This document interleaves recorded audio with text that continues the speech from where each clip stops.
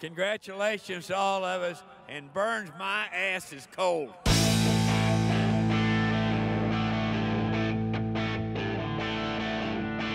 from this day forward, this is going to be a different university. Our facilities are going to be as good as anybody's and better than most. And it's all going to happen pretty darn quick.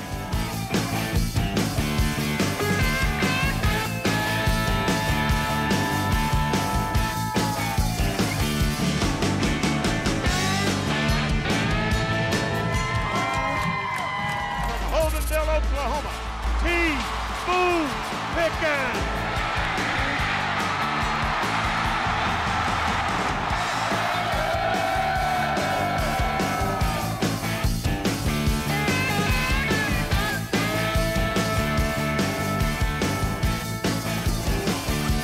Running the program, Boone Pickens, sir. And we're going to solve our problem.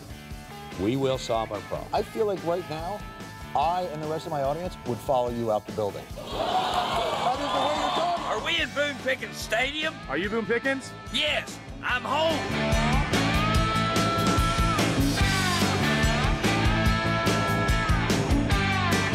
Let's all march together at Oklahoma State. Academically and athletically, we are all together.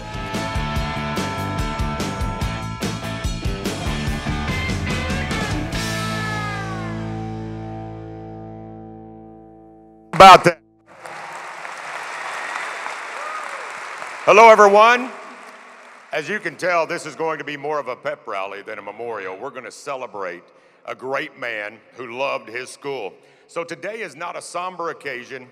Today is a day we celebrate our #1 fan, the leader of the band, and a man who left us better than he found us, didn't he? Boone Pickens was one of a kind. We have a great program for you today, celebrating a truly great life. You will hear from our leader, President Burns Hargis. You will also hear from the governor of the great state of Oklahoma, Kevin Stitt. You will hear from the head coach of the Cowboys, Mike Gundy. From the incomparable Ann Greenwood. That will be fun. And you'll hear from our athletic director, Mike Holder. Now, one note that I want to pass along. Our greatest walking billboard, Ricky Fowler, had an unforeseen conflict arise and was not able to join us here today. He sends his regard and his love for Mr. Pickens. They created a great friendship through the years, and he will continue to be priceless for our university. Isn't he priceless when he wears his orange on Sundays, has that Pistol Pete on the bag? So we appreciate Ricky Fowler. Now, please join me in welcoming a man who is proud of the title he earned as the former Chief Justice of the Oklahoma Supreme Court.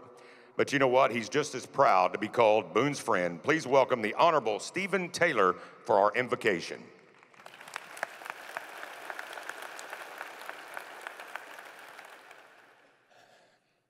I stand here to honor my friend Boone. We gather on this campus because Boone profoundly changed this university, not only with his generosity, but also his inspiration to all of us to step up and make this place better than we found it. Please join me in prayer for Boone. Dear God, today we celebrate the life of Boone Pickens. Our prayer is that we never give up on our dreams, our hopes, our happiness, that we never give up on love, the goodness of people, the greatness of our country, that we never give up on freedom and our faith, and never give up on ourselves, never. Do all this in memory of Boone Pickens, as you say to him, "Well done, my good and faithful servant." Boone loved this place. He made a difference, and his legacy will live forever. I pray that every once in a while, God will allow Boone to reach down and push us to work harder, to be better, to get up earlier, and to step up to the challenges that face us every day. God bless Thomas Boone Pickens. God knows he was a good man. And now may the Lord bless him, keep him, give him the peace, reward, and rest that he has earned. And in Boone's memory, we pray that God give us courage, wisdom, and strength, that he walk with our every step, that we have love and peace in our lives forever and ever, world without end. Amen and amen. Thank you so much. We appreciate that message. Thank you so much, and that prayer. So I stand here today a prouder OSU Cowboy because of Boone Pickens. Who's with me? He truly transformed our university, and he also changed our mindset. I want to give you one stat. In our history, we have had 44 gifts of $5 million or more. In our history, 44. 43 of those were given after Boone gave his initial gift of $20 million to the football stadium. Now that's leadership, and that's inspiring others, isn't it? Isn't that amazing? Now, on a personal note, about 5 years ago, I was diagnosed with throat cancer. And, you know, when that news hits you, there's fear, but there's also this desire to attack it, to get after it, to attack what's attacking you. And when I had that fear and I had a lot of people talking to me, I realized I needed to go to a center of excellence like MD Anderson. So I went to talk to Coach Holder. Coach, you'll remember this. I came to Coach Holder's office and I said, Coach, I've got one chance at this. I want to walk my daughter Lauren down the aisle. I want to grow old with my beautiful wife, Jimmy. I want to be here at Oklahoma State calling games, and I feel like I need to call in a favor. We need to call our top supporter in Boone Pickens. And Coach Holder said, Larry, you're absolutely right. So we're in his office, and we called Boone, and I explained the situation to him after Coach Holder initially got him on the phone. And here's what Boone said to me. He said, Larry, I would have been mad at you if you hadn't called me. And by the way, I gave them $50 million. I said, yes, sir. I knew you might know somebody down there. And he said, absolutely. And he assured me, he said, Larry, he goes, I'm glad you called. By the end of the day, you will have a phone call from MD Anderson and you will be in good hands. That was such a relief to me. And I left Coach Holder's office and I drove to Tulsa to meet with a couple of our great supporters. By the time I got to the outskirts of Tulsa, I had a phone call from MD Anderson and we were getting a plan of attack in order.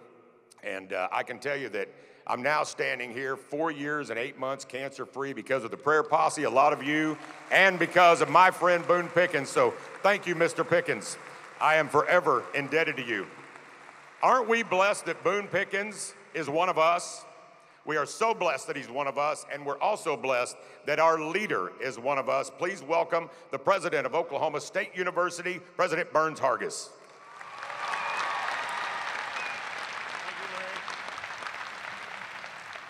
And we're blessed that Texas A&M cut his scholarship. So let's have a moment of silence for Texas A&M. Well, on behalf of the Boone Pickens family, on behalf of the first cowgirl of Oklahoma State and the entire Cowboy Nation, welcome. Thank you for being here. I think we can all agree that Boone Pickens was a legend, he was a change agent, and he was a life force that doesn't come along very often. And speaking of change agents, we have another cowboy doing just that, who's riding herd on the great state of Oklahoma. Ladies and gentlemen, please welcome OSU alum and governor of the state of Oklahoma, Kevin Stitt.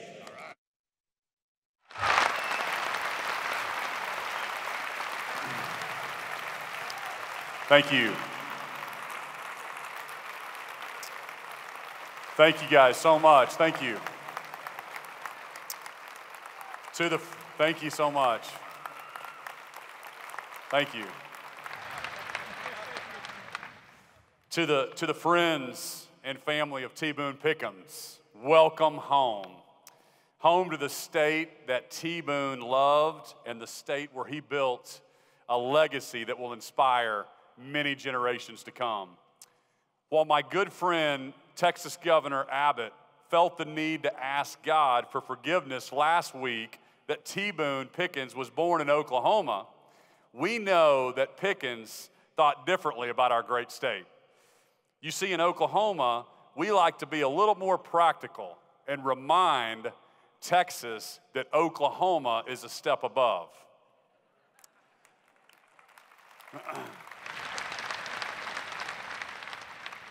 And even though Pickens was the only person in history who could successfully straddle the Red River, I have to think that his allegiance is a little bit favored here in Oklahoma. Why is that? Because when T. Boone would speak of his hometown of Holdenville, Oklahoma, he would beam with pride and say, where the pavement ends, the West begins, and the Rock Island crosses Frisco. I don't know about you, but down in Dallas, I sure see a lot of pavement, Governor Abbott. But up here, Boone knew this is where the true West began. As an Oklahoma son with a pioneering spirit, T. Boone was both plain speaking and impactful.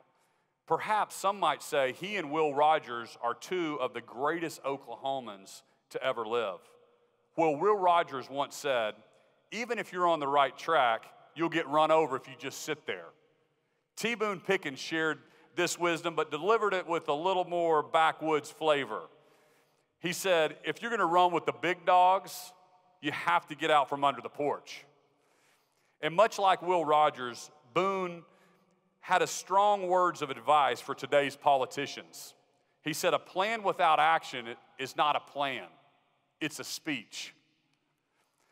Even as he wrote his final words before leaving this earth, T. Boone reminded us, don't look to government to solve problems. The strength of this country is in its people. He couldn't have been more right. Our strength today as America and as the great state of Oklahoma is right here, right in front of me in this room. It's you, it's our people. T. Boone's passion for people, and particularly for the next generation of Americans, was evident in all that he did. He often had the opportunity to speak to students at commencement ceremonies all across the country, where he would put a grand offer on the table for these young people to consider. T. Boone would ask kids to raise their hands if they would like to have all of his wealth and his success, his Gulfstream on the ramp, his 68,000-acre ranch. But this offer came with one catch. Any kid who would take this grand bargain would also have to exchange places in age. They would become 90 years old, and T. Boone would get a chance to do it over again. Experience every opportunity America has to offer. It's your turn now, T. Boone Pickens would say as he inspired young generations that their greatest years were ahead. And because of his love for Oklahoma's next generation, he also ensured that they had access to every opportunity for a bright future. Over the course of his life, T. Boone's giving knew no bounds. Of the $1 billion he joyfully gave, $652 million came to Oklahoma State University, split almost equally between athletics and academics. T. Boone bled orange, and it's why you could see many Polk fans on game days proudly wearing Boone Pickens is my homeboy t-shirts.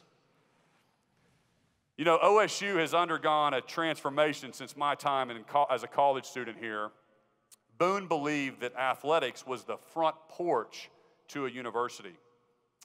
I graduated from Oklahoma State in the lean pre-Boone Pickens days of 1996, and let me tell you something. I love our new front porch. And even beyond the stadium, you can see T. Boone's transformational generosity all across our campus. We can be confident that his legacy will live on with each Cowboy and Cowgirl win, and with each future leader that crosses the stage with a diploma in hand. Thank you, Boone. Speaking of generosity, next month, another piece of legacy will return to the state of Oklahoma. You see, back in September of 2018, almost exactly a year ago, I made a trip down to Dallas to visit T. Boone in his office. I was running for governor at the time, and the public polls were showing me tied in the race, and I thought I would travel down there and get some free advice from T. Boone. As we entered his office, he invited me to sit down at his conference table. I was thrilled to be meeting with the T. Boone Pickens. But at the same time, I must confess, I was a little distracted by the beautiful handcrafted conference table.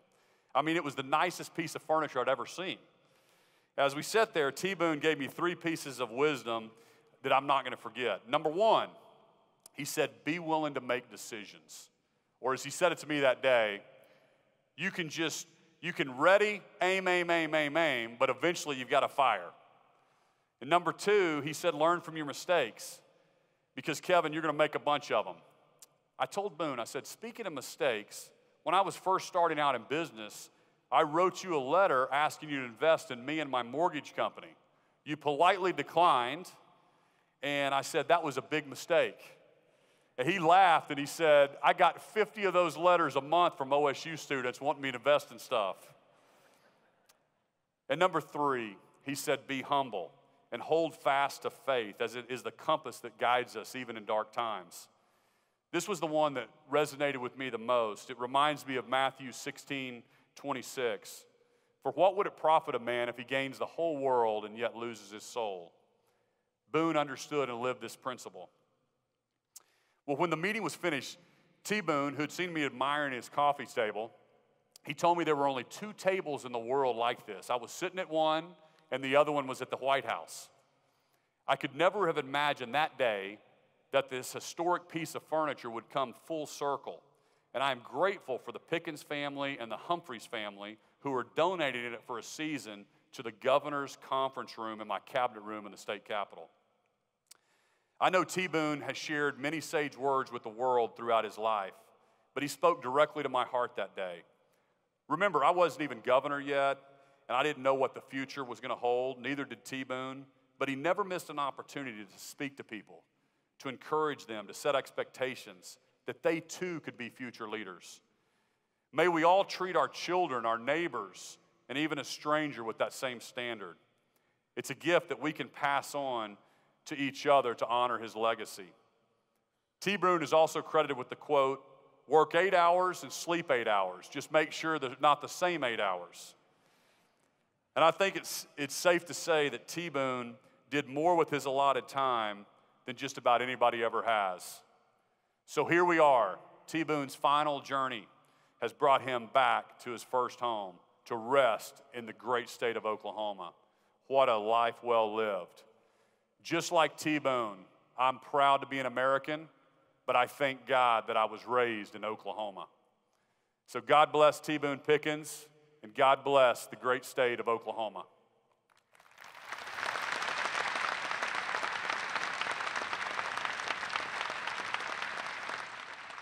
Thank you, Governor, for those words, and we are so proud you're one of us. So thank you for being here today. All right. This next group began in the fall of 2013 with a performance at Finals Week and features a variety of majors and a variety of ages from across our campus. They have become a beloved tradition at Oklahoma State, and you will love them today. So as they set up, let's give a warm welcome for Polka Pella.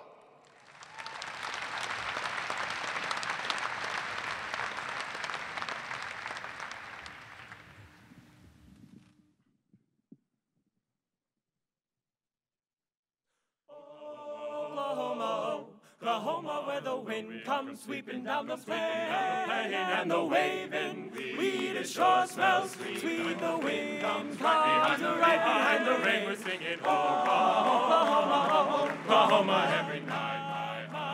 Honey, lamb, and I sit alone and talk and watch the hawk is lazy. Circles in the sky, yes, we know we belong to the land, and the land we belong to is grand. So when we say, ow, ayi-yip-ayo-ee-ay, ow, we're only saying you're doing fine, Oklahoma.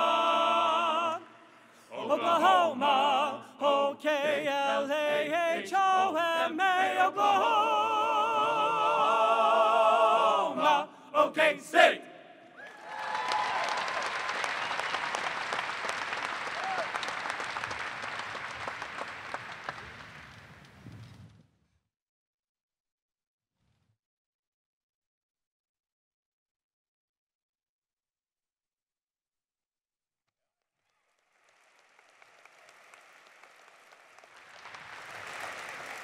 And Governor, thank you for your comments. We really appreciate it, and we appreciate the First Lady's hair being with us today as well.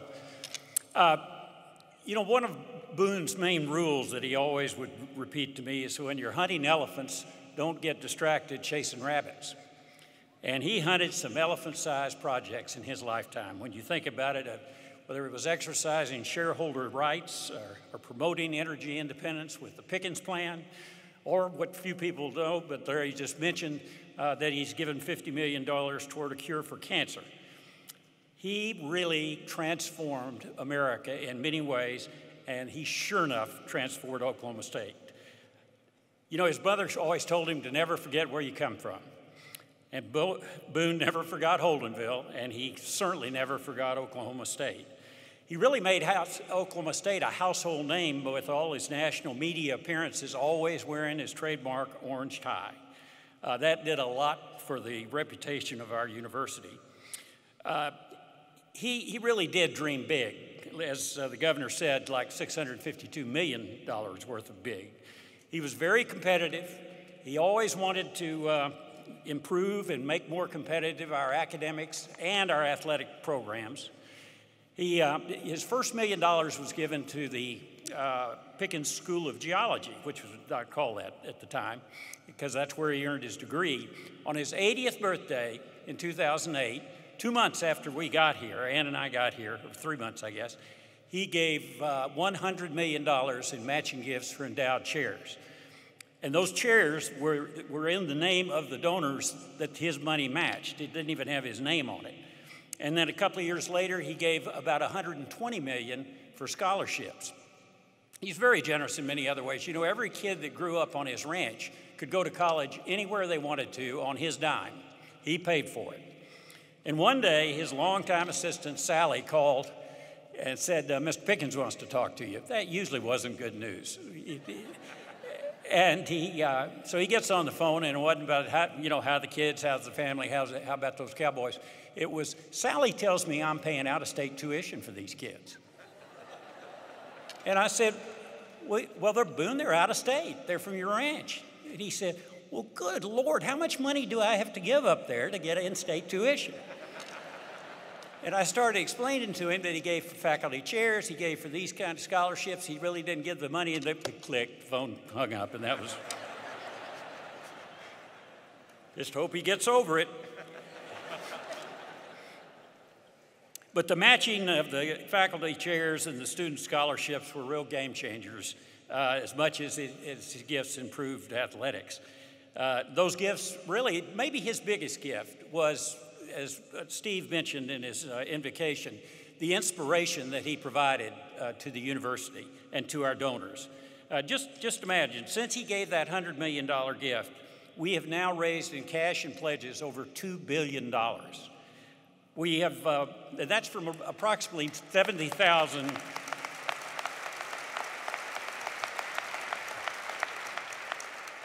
Now, Governor, a lot of that are pledges, so we still might need money, from the state.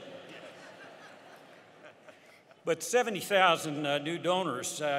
Our endowment here at the university is more than doubled, and we've added about 200 new 1 million plus donors. So clearly, Boone's impact, his inspiration, has gone way beyond his own gifts. He really has inspired our university forever. He got the ball rolling, and it's our job to honor his legacy by keeping it going. And that's what we're going to do. And among the many generous and passionate donors that have given to the university are the Greenwoods, Ann and Mike Greenwood. The Greenwoods have touched this university in so many ways. What I love about their gifts is they tend to support things that other people don't support as well. A good example is the Greenwood Tennis Center right up the road here. We will be hosting the national championship, the NCAA championship next year because we have that new tennis center here.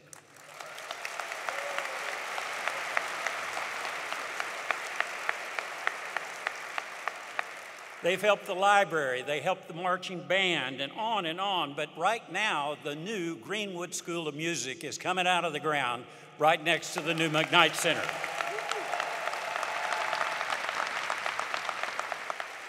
Ladies and gentlemen, please welcome Ann Greenwood.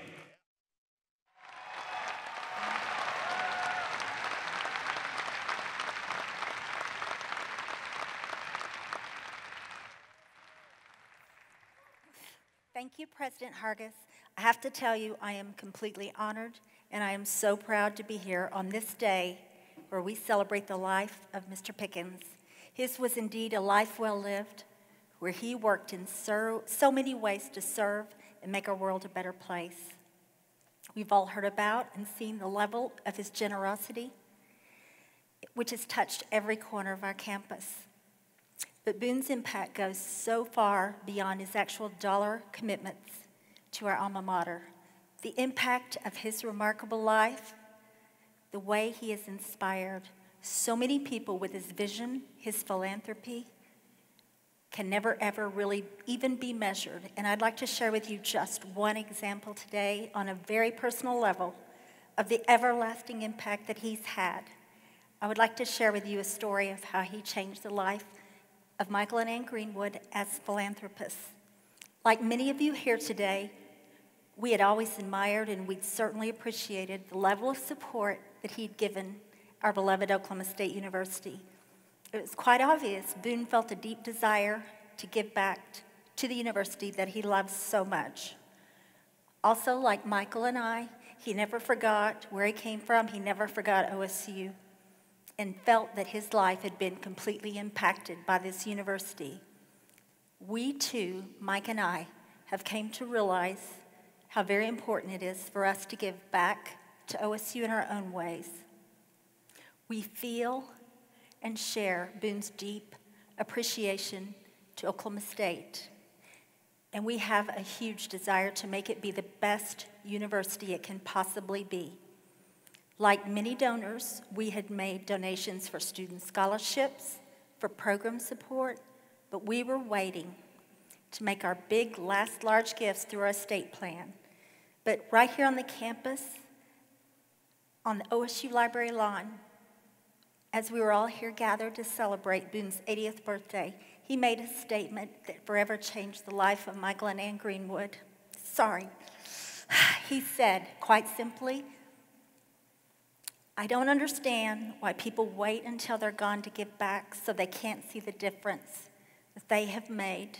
That profound statement absolutely struck a chord with us, and Mike and I thought about it, and you know what? He was exactly right. That's exactly what we were doing with our planned giving. We decided that we both agreed. He was also absolutely right that the time to give to OSU is now, not later, so that we can see the impact that we've had. And you know what? Now, because of Boone, Mike and I have the chance to see the difference we can make, and it's extraordinarily rewarding.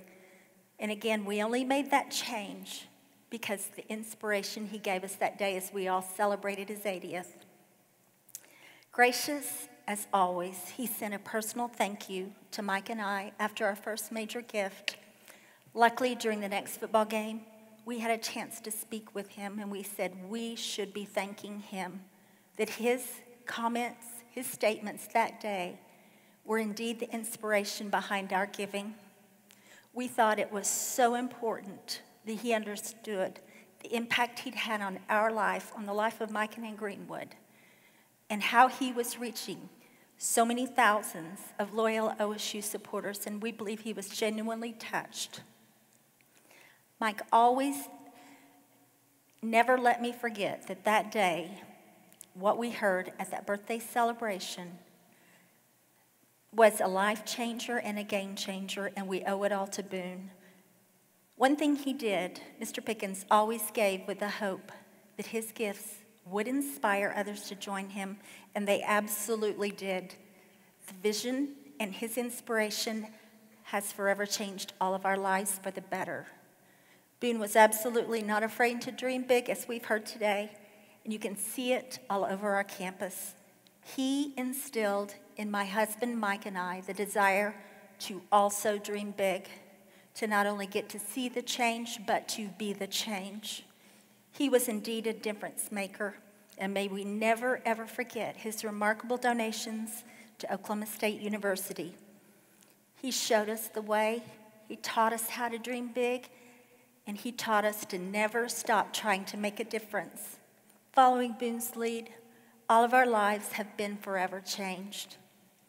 Along with all of you here today, I am so grateful for this remarkable life, this remarkable man, whose life was so remarkable and touched so many and benefited so many, including my own. Mike and I are forever grateful for his remarkable and amazing support of our beloved Oklahoma State University. And so today, I say thank you, Mr. Pickens, for being our guiding light, who has shown us all how to live orange. Thank you.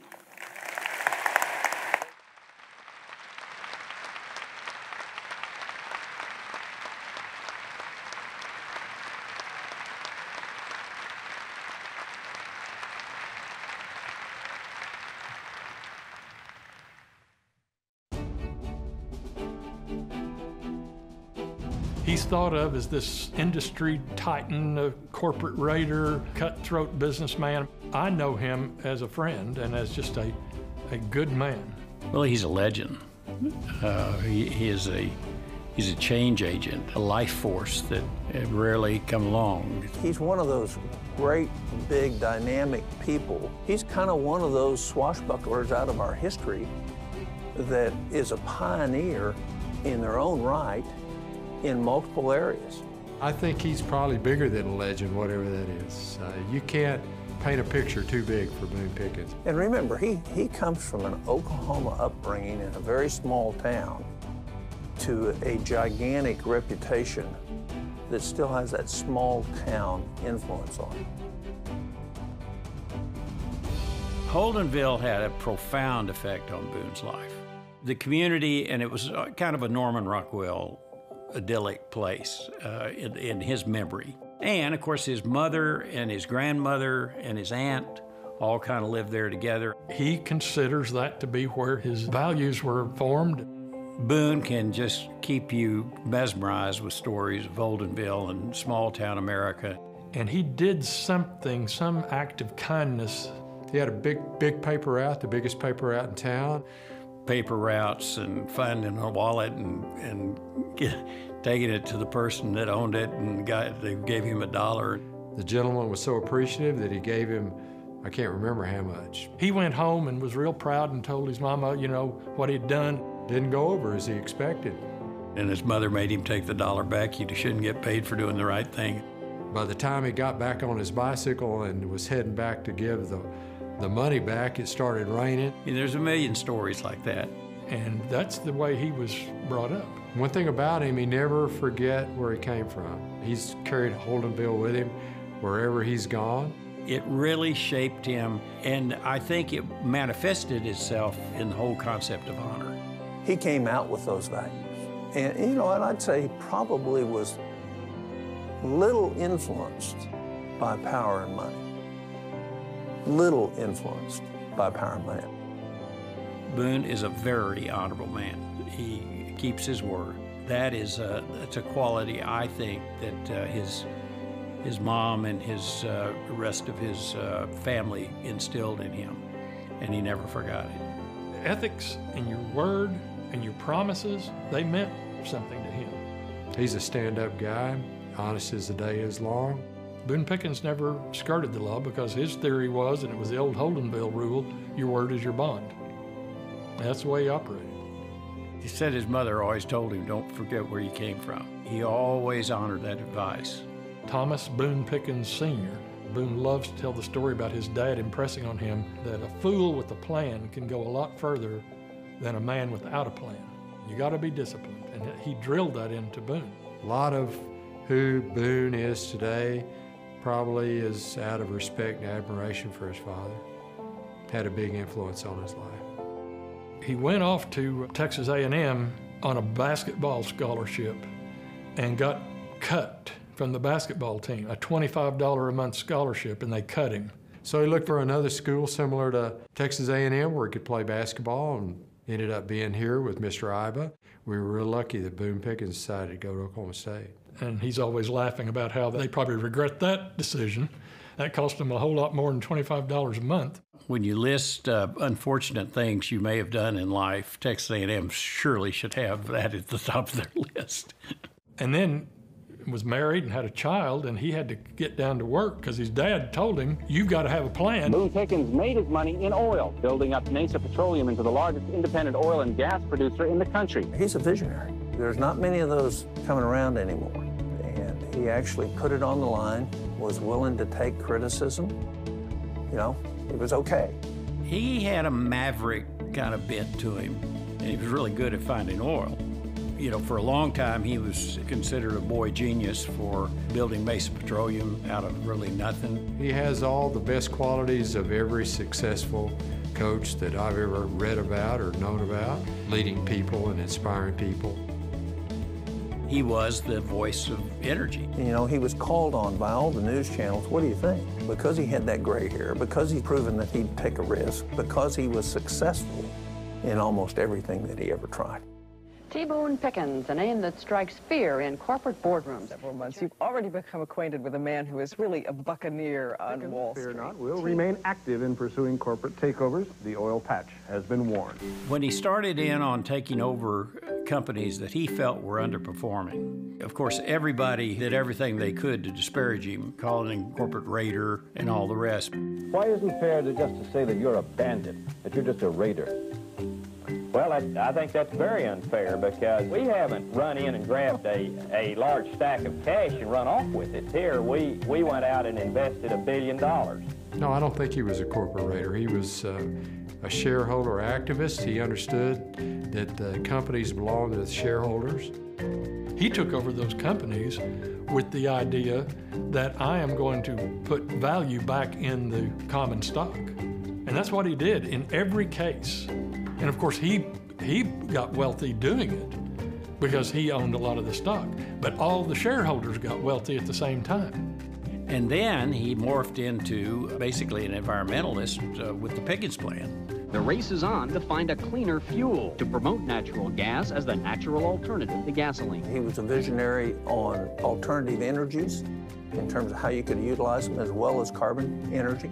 I couldn't count the number of times he said, we need a plan. We don't have a plan. We've never had an energy plan. And so his energy plan was the Pickens plan, to shed our dependence on foreign oil and gas and be self-dependent.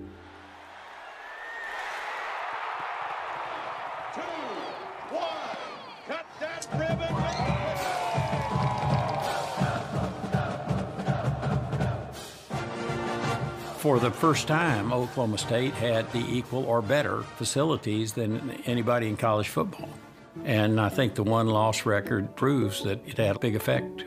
He set a great example. He gave it an unprecedented level, made the largest gift in the history of college athletics, and changed everybody's thinking about Oklahoma State University and what was possible. Facilities don't transform things, people do. Boone didn't just build a football stadium. He empowered academic excellence at Oklahoma State. I know that he's given north of $500 million. I don't really know if you could quantify the impact that's had on our institution and on the state of Oklahoma. It's amazing, really. It's historic what he's done. Nobody's done what Boone did. It's $500 million. Nobody's even close. Do you know anybody at other universities that have been as dominant as he has been at Oklahoma State? Nobody. He wanted to enjoy the fun of giving away money and seeing what happened with that money. Scholarships, football stadiums, engineering schools, hospitals. He was very visible on campus. I think that endeared him to the students.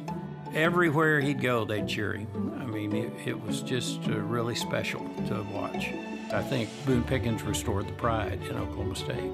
His magnanimity and his willing to give of everything that he's earned to create a future for other people. Well, he's the best friend that I've got in the whole world, and he's the best friend that anyone could have, in good times or bad times. He loves his family. He loves his friends. He is loyal. Kind. Just think about the people that call Boone a friend. They don't call him a friend because he's got money or because he's powerful. They call him a friend because of who he is and how he does what he does and how he's considerate of other people. I'll give you an example of the kind of friend he is. I was assigned to preside over the Oklahoma City bombing trial. And that was a huge undertaking for me. Personally, professionally. One day he called me, I'll never forget. I said, Boone, I can't talk very long, and I'm getting ready to go in the courtroom.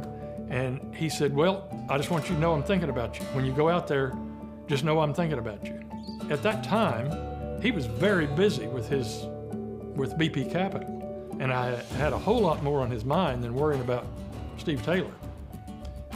But he did, and that's just an example of the kind of friend he is, the kind of a loving, caring, thoughtful person. And people don't know that about him.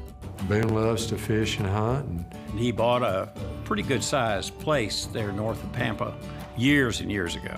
Then just slowly added to it and added and added. He shares what is one of his most prized possessions of hunting, of great hospitality.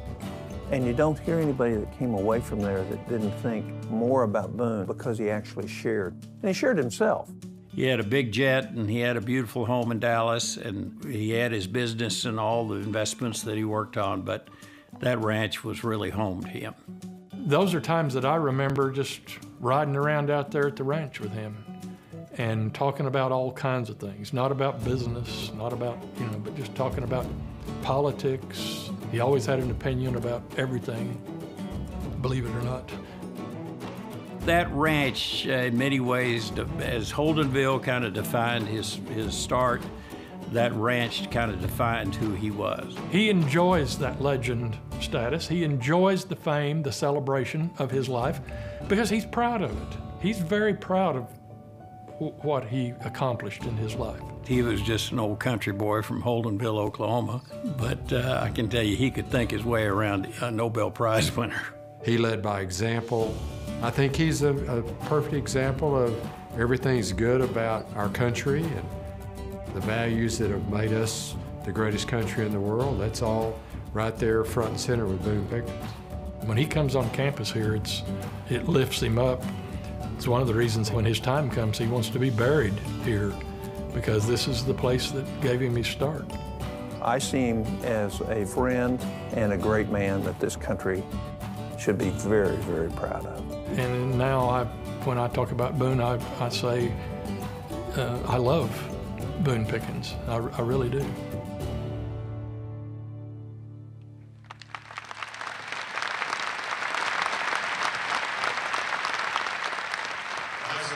Great piece. Now a man who needs no introduction, but I'm kind of all about introductions, so he is the man who has led us to unprecedented and consistent success on the football field. Please welcome the head coach of the Cowboys, Mike Gundy. Good job. Good job. Hard act to follow. I don't quite have the high dollar stuff like the governor had, so a little different here. When they first asked me to speak of this, obviously I was very honored with Mr. Pickens and to be up here with this group. But what do you say about somebody who's lived the life that he has been so world-renowned for 60 years and been on every show and everybody knows about him and what he is? So I thought I would just share some of the things that he has instilled in me and the conversations that he and I have had that have meant so much to me. And when we lost him, it was sad because he's just always been there as a mainstay. No matter what, we could go to him if we had a problem and he'd fix it. Sometimes it'd be a little tough, but he'd fix it. So the other day, one of my sons, my young one, the 14-year-old, he's the one that always wants to know why and always wants answers to everything. So he texts me in the morning when he was supposed to be in school, which I'm sure he was, but he was texting anyway. And he says, did Mr. Pickens pass away? And I said, yes. I texted him back. I said, yes, Gage. He passed away earlier this morning. Aren't you in class? And he said, yes, I'm in class. Well, who's going to be the boss now? And I said, what? And he said, well, who's going to be the boss now that Mr. Pickens is gone? And I said, well, I guess these guys will have to pick up the slack. So anyway, my first encounter with Mr. Pickens was during his visits to campus, this part of campus, in the early 2000s. He was walking around a lot with his entourage, with the group that's here today. And he was just kind of like taking mental notes. And I was an assistant coach. And somebody said, Mr. Pickens is going to be here today. Do you want to walk around and get to know him? I said, sure, it's awesome. So I would walk around and listen to him. And he was looking at facilities. And little did I know what his plans were at that time. But I noticed right away in spending time just listening to him, where he had acknowledged me because of who I was, I'm sure, as a player. But anything else, I was just glad to be in the group and listen. And that he was all business when it came to something that he had in his mind, his vision. So I just kind of sit back and listen to him when he walked and he would talk. And I noticed right away that no task was too tall for him. And I didn't know the value or exactly what his goals were or how powerful he was at that time. Not necessarily with wealth, but just to be able to accomplish anything, essentially what other people couldn't accomplish. It was never an issue for Mr. Pickens. And that he wasn't going to take no for an answer. Because some of the people that we were walking around with, I would hear him say, well, we can't do that because they own this property. We don't own this property. The city owns this property. We can't do that. And I don't remember word for word, but it was something like, I don't care. We will find a way. And then other people that were trying to make rational decisions based on laws said, this is other people's property, and even though that we need this property, he said everything's for sale. And they said, well, you're probably right. And I remember him saying in certain words, I know I'm right. Everything's for sale. That vision in the early 2000s took place maybe 6 or 8 years later when we essentially changed our front porch to Oklahoma State athletics through football. I'm just the guy that was lucky enough to be along for the ride. But when he changed that, by not taking no for an answer and having a vision, it affected everybody. We talk a lot about the donations. There's so many of them we can't even keep up with them. So many we don't know about. But the effect that he has had on Stillwater, the alumni from Oklahoma State, the pride that he has instilled in all of us, the community, the hospitals, the population, the property value of Stillwater, and the effects that he's had on us in general is astounding. I've been around Stillwater other than 5 years of my life since 1986. So I'm not conditioned to say that I know a lot about coaching football, but I am conditioned to say I know a lot about Stillwater because I've been here a long time and I know a lot of people and I've seen it grow and I've seen what's happened. None of this has changed as much as it has since he's got involved, obviously through Coach Holder and the gifts that he's given to football. It started it all, and it's going to be better than ever as we move forward because of his vision. Everybody's mentioned his ranch. The ranch, the times that I went to his ranch, when I look back, that's where I learned the most from Mr. Pickens, and I didn't even realize it. He was famous for his campfire settings, where he would gather everybody at the ranch that he wanted to listen to what they had to say, give his opinion, listen to what you had to say, and then tell you what to do. He did it over dinner. He did it over golf at his ranch. He did it over hunting, shooting skeet, fishing, great food, great people. But he had a way of instilling in all of us that were lucky enough to be there work ethic, find ways to solve a problem. I remember he told me one day, and I use this all the time. I use it at home with my 3 boys. I use it with the team. I use it with the coaching staff. I use it all the time. He said one time to me that we need problem solvers. Everybody knows how to create problems. We need to find ways to solve problems. I never forgot that. I use that all the time. He also told me out at the ranch, communication is vital for success with family, business, teams, doesn't make any difference. It's all the same. I didn't understand that.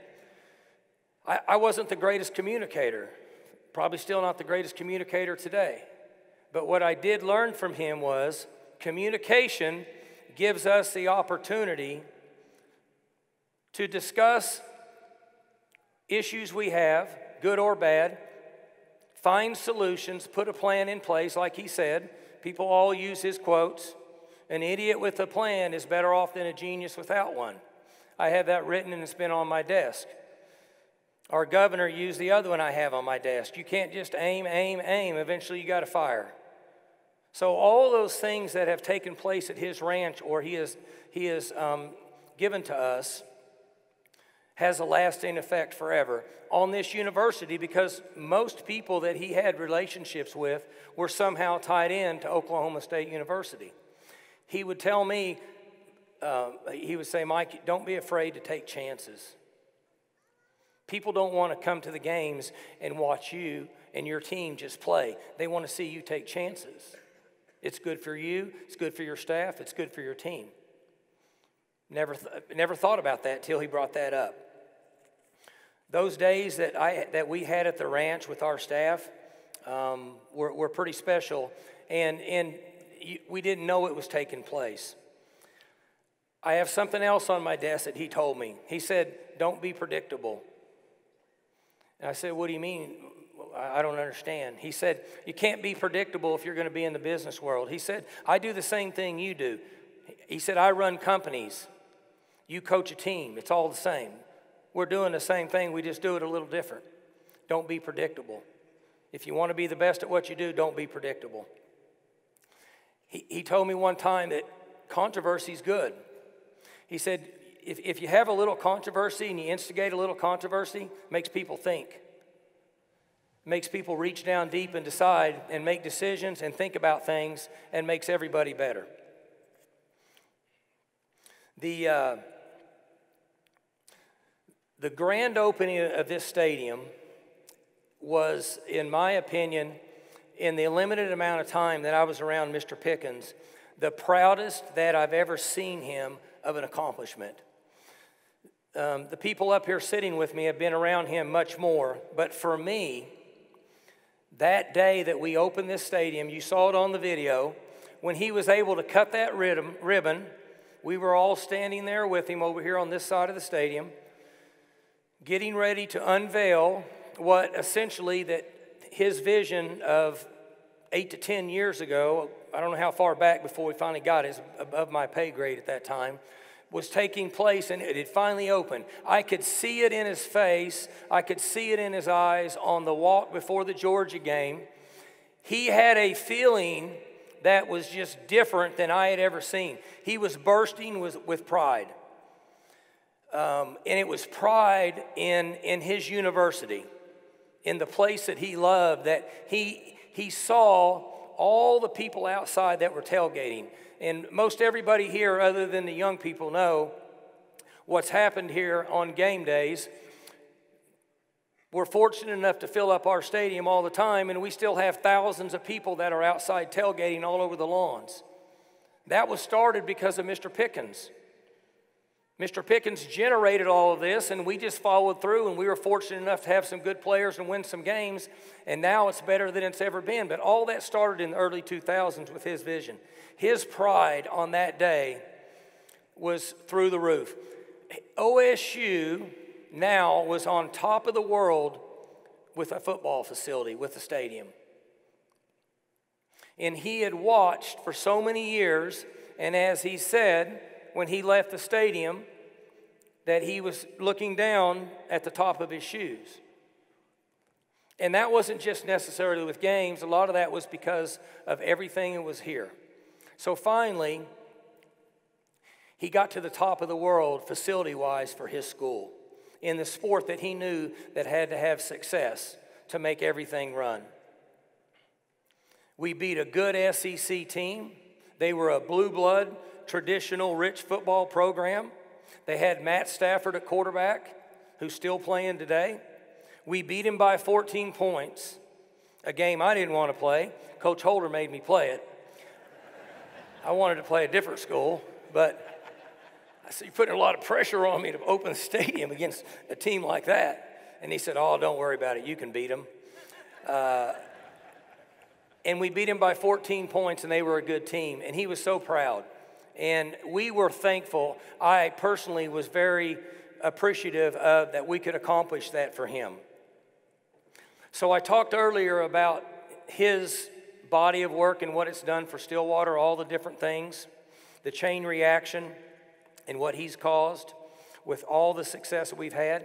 And look at the facilities that Ms. Greenwood, she even spoke about. Look what he's done to instigate between him and Coach Holder and President Hargis and the regents and a lot of people involved. I just know about a few. But the main people that had a vision, he instigated all of that and got everybody else to say, we can do that. We can build a tennis center. We can build a track. We can build a women's soccer stadium. We can build a baseball facility. And so on and so forth, just because of his vision. In conclusion for me, personally, other than seeing him the day we opened the stadium, my best memory of Mr. Pickens was a few years ago when I went to Dallas to visit with him. At that time, he was very healthy and vibrant, like always. I sat at the table, and we had a great 3-hour conversation, just one-on-one, just he and I, where 2.5 hours he did the talking, and 30 minutes I did the talking. But we had a really good conversation, and I felt like that there were several things that he and I agreed to disagree on, but we could sit down as two people who had one topic, and that was what could we do to continue the success of the university that we love? How can we find a way to make it better? And he said that. He said, whether you and I get along with everything or agree on everything, it's not what's important. What's important is what can we do to make the university better as a group, as partners. He wanted us to be competitive without cheating. He said, I want you to play by the rules, which he's always said that. He said, don't sacrifice integrity for wins. For a coach, that gave me some peace. We have a lot of pressure to win in games, but when a man of his stature who is built the stadium, become the most powerful force with the university, he says, I want to be competitive. I want to come to the games and be competitive, and I want you to play by the rules. If you do that, then I'll be your supporter. If you don't play by the rules, I won't be a supporter. Well, that's pretty powerful. And I'd always remembered that and was very appreciative of that. So to Mr. Pickens' family and all the loved ones and the group that's been with him forever, I say thank you for allowing him the time on such a demanding schedule. And you guys always worked hard. I know how with Sally and Jay and all of you guys, how hard you had to work at times to get him steered in the right direction for the well-being for Oklahoma State. Because in the end, when he got here, he never forgot where he came from in Holdenville. He never forgot Oklahoma, and he never forgot Stillwater. Thank you.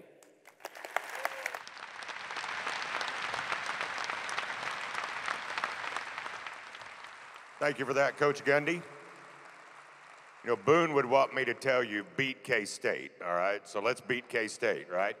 And he would want me to tell you, fill her up. So fill her up on Saturday. We'll see you at Boone Pickens Stadium. I want you to, real quickly, just say a little prayer for our next speaker. This is not going to be easy for him. You see, he's going to be talking about and honoring his mentor, a father figure, and his best friend. But we all know that he's going to do him proud. Please welcome our athletic director, Mike Holder. Thank you.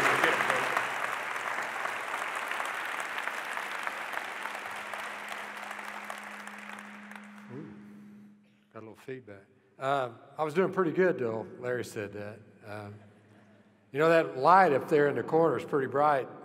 That's what it's like when Boone casts his gaze on you. Trust me. Everybody out there that knew him well, they understand that. I don't know that I could do justice to the man that I call my best friend. He's like a father to me. I've known I had to do this for a couple of years. Haven't looked forward to it. And I've thought a lot about what I would say, and I can honestly tell you, I have no idea what's about to come out of my mouth. But just know this, it's from the heart. I met Boone Pickens in 1973. 1973 was a big year for me, my family. I just graduated from OSU in 1970. I got a graduate degree in 1973, an MBA. That's a miracle in and of itself. That's a long story. I won't go into that one, but it just shows that anybody can get a graduate degree, I promise you. And Coach Harris, who was my golf coach, encouraged me to apply for the golf coaching job, and I had no interest in that. And I was going to go play the PGA Tour and make millions of dollars, and I don't know why I thought that, but I think every youngster that plays whatever sport he's playing or she's playing, think they're going to make a lot of money doing it because they love it. But he suggested I apply for the golf job, and he pestered me until I did it, and somehow they offered it to me, and I thought, well, I must be pretty special, till I found out why they offered it to me, which was it was only paying $6,500, and even in 1973, that wasn't very much money. And the other two finalists to the job definitely couldn't take it for that amount of money. They had families and established jobs and all that. So I got that job, and in that fall, a friend who I had met while he was taking golf lessons from Coach Harris. Coach Harris is the kind of guy that anything to make a buck, and he was ready to give a golf lesson to anybody. So Jerry Walsh, who was in the mud business in Borger, Texas, who was from Stillwater, OSU graduate, had a sister, still lived in Stillwater. He'd come back and visit her, and essentially that meant he let his wife talk to his sister all day, and he'd go out and take a golf lesson from Laban Harris. And I was always there with Coach Harris, kind of like in the shadow, so I got to know Jerry Walsh. And after I got the job, he was probably as shocked as me that I got it, and he came by to visited me. I think my office was up here in the south end of this arena. Maybe it was over here on the floor level. I can't remember. I've had an office in every corner of this building one time or another. But he came by and he said, you know, you probably need a little help, young man. I said, yes, sir, I need a lot of help. I have no clue what I'm about to get into. He said, well, is there anything I can do for you? And I said, yeah, we want to have a great program, and my mentor did a great job with very little, but I'm not as good as him. In this budget of $27,000 they gave me, which includes scholarships, team travel, my salary, you name it, it's on the list. That's not going to give us a chance to contend for national championships, and I got big dreams. And he said, well, what are you going to do about it? And I said, well, we're going to have a Pro-Am fundraiser this fall. Would you come play? And he said, sure, I'll come play. Would you be a sponsor? Well, absolutely. He didn't even ask me how much. I think it was probably a couple $100. And he shows up that fall, 1973, and he's got two of his best friends with him, Sherman Smith and Boone Pickens. And little did I know how big a deal that was. And so after they left, I thought, Boone Pickens, I think he has a CEO of a big company. Let me study up on him. So I read a little bit about him, and I thought, you know, if he thinks enough of me and Oklahoma State golf to invest his time and money in our future, then I should feel the same way about him. And so I told my wife we were going to buy some stock in Mesa Petroleum now. She said, first of all, why? And second of all, with what? And I think that I managed to carve enough money out of the bank account. She's pretty good with that bank account, was then, still is, to buy 100 shares of that stock. And I wrote Boone a thank you note for being willing to come to our Pro-Am, and then I told him that I was invested in his company. And I invested consistently every year, and he invested consistently in OSU golf. I got a great return on my investment. I think he got a great return on his investment because we won a lot of national championships in the next few years. There's a bunch of banners up here to back it up. Thank you.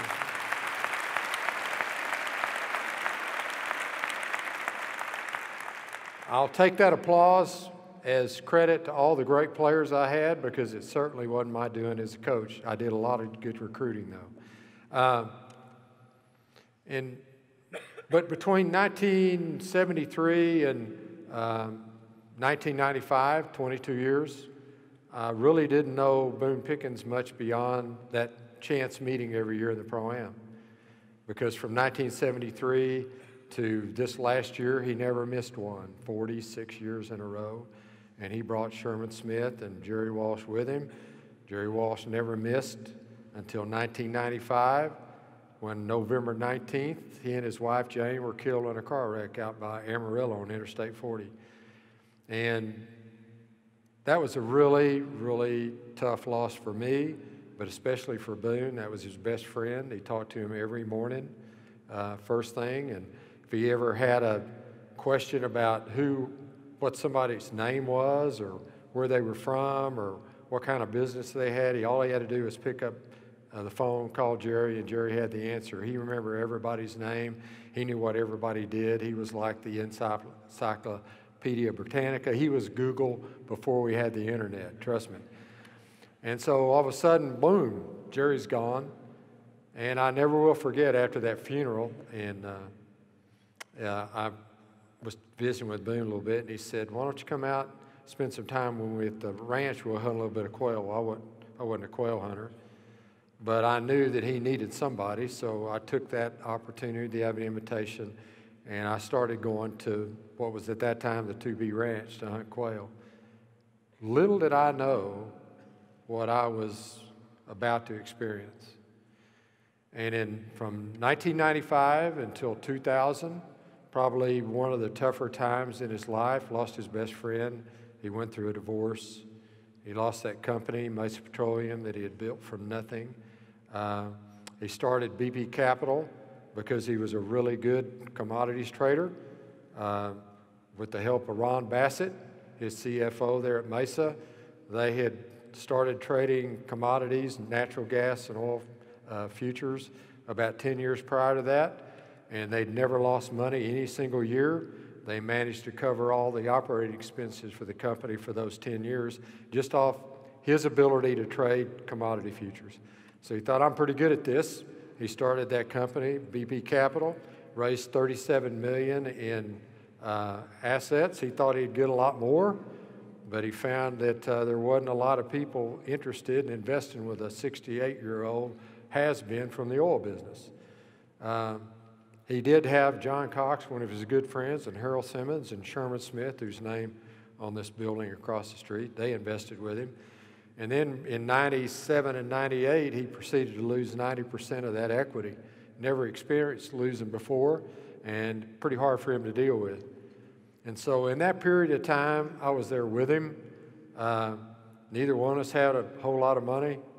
Relative to me, he had a lot, but relative to what he'd had and what he was yet to come, not very much.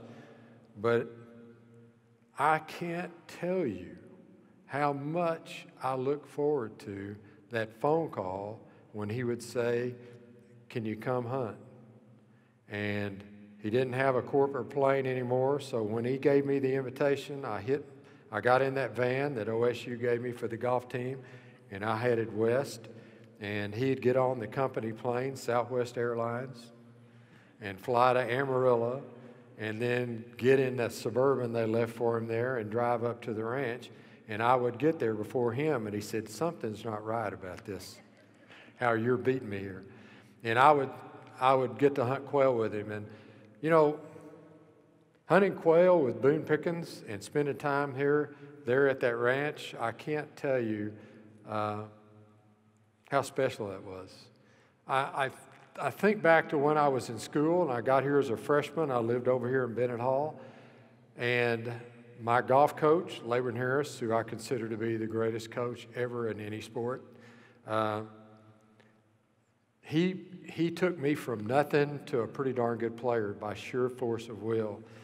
And I would get out of class, have lunch at Bennett Hall, and I couldn't wait to get to that golf course and practice side by side with him.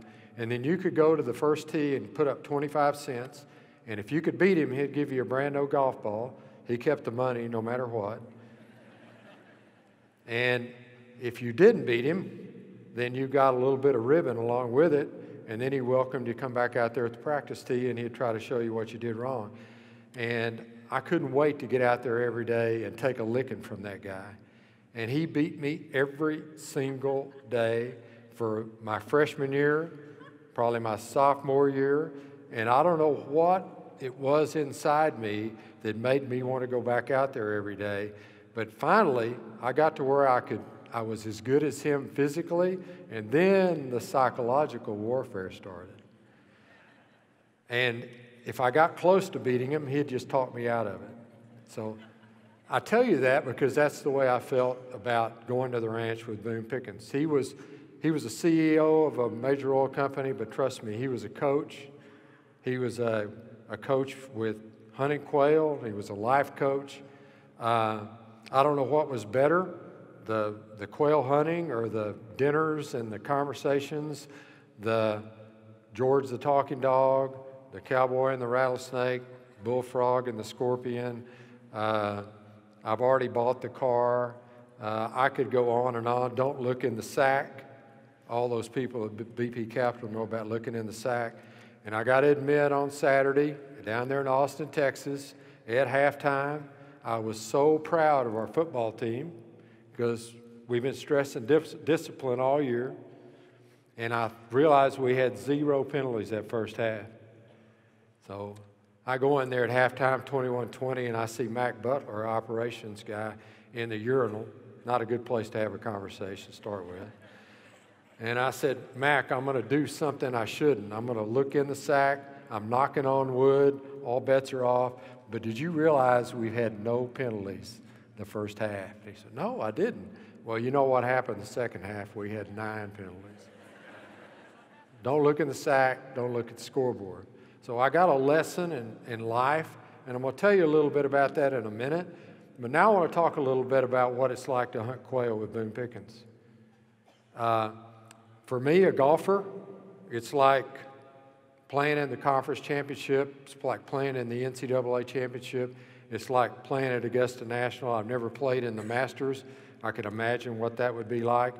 When you got ready to get in that hunt truck, or even before that, when you got in the gun room and you looked up there on the dry roost board and they had the number of birds killed every single year on the ranch, and you knew that when you got in that hunt truck, they were going to have that scoreboard out there, and you're putting on your gaiters and you're getting ready and the conversation's getting pretty serious.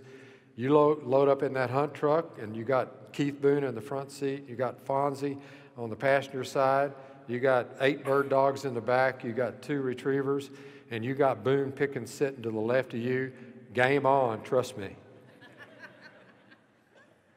And I figured out real fast that I better get better at hitting quail or this wasn't going to work very well. So just like my coach, Laban Harris, he lifted me up. He taught me how to shoot quail. And he told me, when you know if it's a cock or a hen, you'll finally be able to hit them. And I had no clue what he was talking about. I didn't know the difference between a cock and a hen. And after about 2 or 3 hunts, I got a little more curious, and he was calling it. He'd say, after we shooting stop, he'd say, I got a cock on the left and a hen on the right. So when you picked up the cock, you knew where to look for the hen. And finally, he told me how to tell the difference. And he was right. Within a year, 2 years, I could tell you if I shot a cock or a hen. So when you got on the truck, the dogs knew what was up. The pointers knew it was game on, and they better be good at pointing. You better not bust any coveys, and you better be able to hunt dead. The 2 labs knew exactly what it was, and mainly their job was to clean up my mess, because only one thing worse than missing a bird was crippling one, and I was really good at that. And I still hear Boone's voice in my head. nothing slows down a hunt more than looking for your crippled birds. So center them in the pattern. If you do that, all you got to do is bend over and pick them up. We don't have to look for your crippled birds. But that one lab, Rojo, he was a master at cleaning up my mess. And then Keith and Fonzie in the front knew that up there on that sheet of paper on the dashboard, which was the scoreboard, on the right you had the number of coveys you found. That's their job. On the left is the number of birds in the bag. That's the 200's job. And the dreaded middle column was cripples. And you didn't want any part of that column. And unfortunately, I spent way too much time in that cripple portion. So those 5 years were the greatest 5 years of my life. I would go back there tomorrow. Somebody asked me today if you had to pick when to go back and spend time with Boone Pickens. I want to go back before all the money and all the success, and I want to go back and hunt quail at the 2B Ranch when we were on the east side of Highway 70, when life was simpler and we didn't have all those cell phones. And when you got there, it was all about the hunting and the conversation. And he changed my whole life in those 5 years, the way I viewed it, the way I thought about my job, the way I thought about the world, the way I thought about money, the way I thought about success, the way I treated people. And all of it was because mostly the way he treated me and treated everybody around him at the ranch, he treated everybody as equal. He was really a giant among men that acted like the common man. So I look back and you see all that we've done together, all the fun things that we experienced together. You hear about all the donations. You see the metamorphosis of our university, of our football program, of our athletic program. And you get back down to why. And I think it's just plain and simply that competitive spirit between two guys that had a common bond with Oklahoma State University. And we were tired of watching us play football in a rusted out relic of a football stadium with a football program to match. And we dreamed about it and talked about it when neither one of us could do anything about it but have conversation. And then in 2000, when he started making some money, the seed was planted to do something about it. So it's been great, the transformation. But more importantly, in my opinion, has been the example he set for us and the mandate he gave us when he gave the money, which is work hard, play by the rules, and dream big. You don't have to cheat to win in life, business, or athletics. And if you do in that way, it's a hollow victory. And if you do it, you're going to lose your best sporter. And it really makes me feel good to hear our football coach talk about how significant that was. To talk about it, to say that's the mandate. Forget our history here of NCAA transgressions. That's in the rearview mirror. We're going to stand for something bigger. And that's what higher education should be about, changing lives and making dreams come true. So as I reflect on what he did for me, the lessons that I learned, I did a little exercise this summer, which I think is appropriate today. And what I'm about to say is that as though Boone were speaking through me. I've got a favorite quote, which is, if youth knew, if age could. You think about that a minute. What would I tell Mike Holder at 18 years of age? I'm 71 today. And first off, I don't know at 18 that I would listen to Mike Holder at 71. Some old guy with some advice. I'd much rather talk to Greer Jones and get advice from him at 18 because he was beating me every day out there on the golf course, and that's what mattered to me. I wanted to know what he knew that I didn't know. But this is what I would say to Mike Holder at 18 years of age, and I learned this from Boone. First off, what you dream about, what you think about, what you talk about, what you work for will happen. This is the greatest country in the world. You can do anything you want to do. You can be anything you want to be. So if you're a student here at Oklahoma State, dream big. Take a big swing. You just never know. You might change the world. The second thing, and he loved to talk about this, he said there's 3 things you ask yourself before you take advice from somebody. First thing, are they smart? Do they know what they're talking about? That's a lot of people do. Second thing, do they care about me and love me? Now you're narrowing the field down. And the third one, which gets most of us, do they have a conflict of interest? So if you're an athlete in the world today and you're pretty good, the last person you should ever take any advice from is an agent. Because if there is a conflicted group of people in the world, it is a sports agent. So really, really good advice. The third thing was, you can't buy anything of real value with money. Money's a convenience. Money's a luxury. You can buy a lot of things that make life more comfortable. Really, about the only thing that you can buy of real value with it is maybe access to health care when you need it. But other than that, all the things that have real value in life, like honesty, integrity, your work ethic, any success you've earned, love, friendship, loyalty, just start going down the list. You can't buy those. They're not for sale at Tiffany's or Walmart. You get those the old-fashioned way. Hopefully they're instilled in you by mom and dad or somewhere along the way. Some of us aren't blessed, or some youngsters aren't blessed with a mother and a father, or maybe it's a coach, someone. You've got to learn it somewhere. So those things of real value aren't for sale. You're not for sale, and those things aren't for sale. But money follows those qualities. So when it shows up, don't let it corrupt the values that really matter, that got you where you were. Don't let it pull you down. And if you're blessed with wealth, be a giver, not a taker.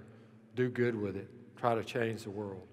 And if ever anybody took that to heart, it was Boone Pickens. I saw an interview or a speech given by Jerry Jones, and he said Boone Pickens was making money with his right hand and giving it away almost as fast as he made it with his left hand.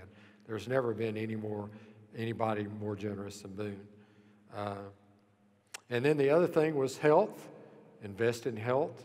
Health's the most valuable thing in the whole world. You can do anything with it. Without it, you can't do anything. And the last couple of years with Boone have been really challenging with that. So do something. And he invested every day in his good health. But at some point in time, it's going to come to the end for all of us. And then the last thing, which speaks to the coach and me, Boone, and everybody, what would I tell my younger coaching self? I would say, treat every one of those athletes like it's you. Tell them what they need to hear, not what they want to hear. Do unto them as you would have them do unto you. Lift them up. Teach them to dream big. Teach them that they're capable of doing anything. And you do it more by example than what's coming out of your mouth, because that rings hollow very quickly. You say one thing, do another, they're going to stop listening to you. So lead by example, and he was the best ever at that. In closing, when he gave the big gift, we've got a quote down in the west end zone. It's kind of out of sight, out of mind. We've kind of put it away in a place that the players hang out, but no one else sees. And I'll paraphrase it. It says, we built the best to be the best.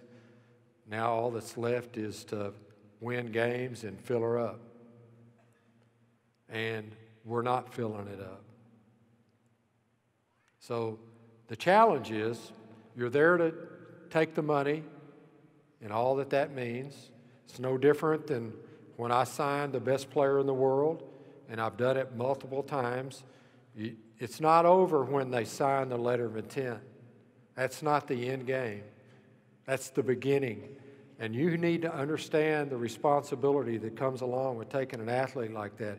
You owe him the same commitment that he brings, the same sacrifices as he's willing to make. You owe him the experience that he could have gotten anywhere else. I don't care if it's Stanford or Texas, you name it. You need to do right by that athlete. Well, the same thing with Boone Pickens. When you take the money, there's a responsibility that comes along with it. And he put the facility out here, and he set the standard for the behavior. That gives you a chance to recruit. Recruiting's up to the coaches, though.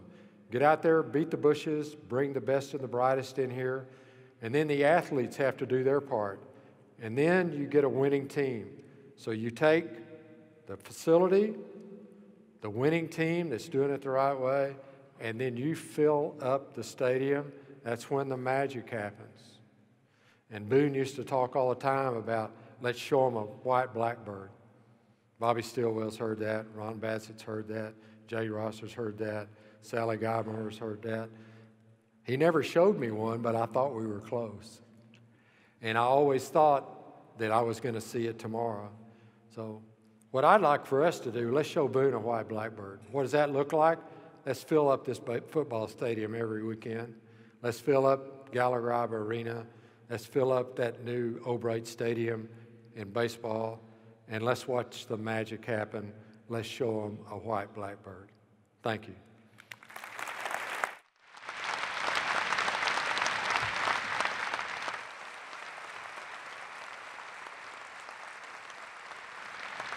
Great job, Coach. We appreciate you for that. Now, ladies and gentlemen, Cowboy fans, one and all, let's close this celebration the way we close all of our celebrations, and that's arm in arm with our alma mater. And I want you to please remain standing after the alma mater. Poe Capella's going to come out and lead us in that. Remain standing because we're going to do a couple of cheers for Boone, and then we'll have our fight songs, and we'll wrap up our celebration here of T. Boone Pickens. So, once again, Poe Capella.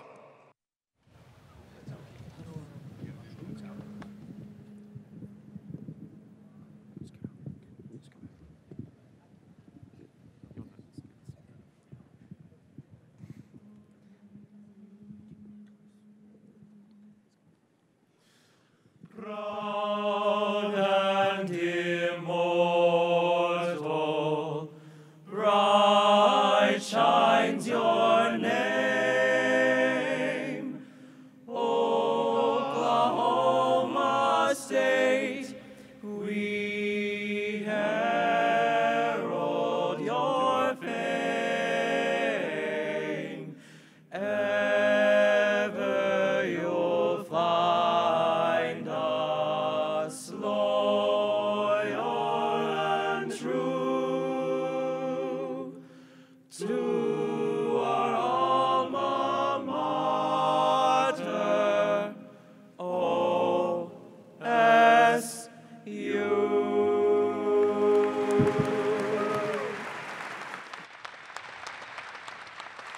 Thank you, Poe Capella. You guys sound great. We're proud that you are here with us today. All right, we're going to try something new, all right? Boone was proud and immortal. We just sang about that. Let's honor him. We always do Orange Power, so we're going to try something different today, all right? This side of the arena is Boone, and this side of the arena is Pickens. The greatest mascot in America is here to help. He's going to follow up with the OSU cheer after that. But 4 times, I want to hear it. Boone over here and Pickens over here. On the count of 3, ready? 1, 2, 3. Boone.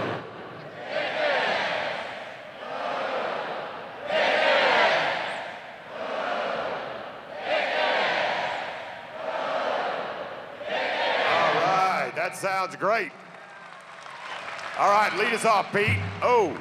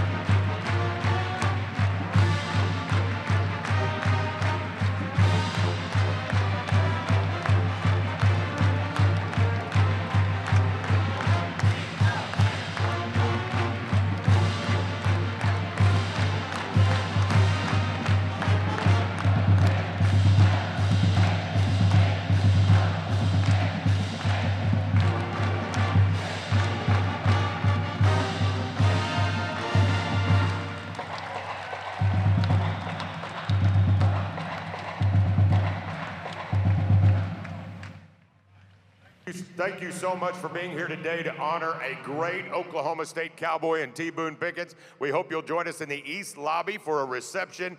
And thank you once again for helping us honor our very own T. Boone Pickens. Thank you.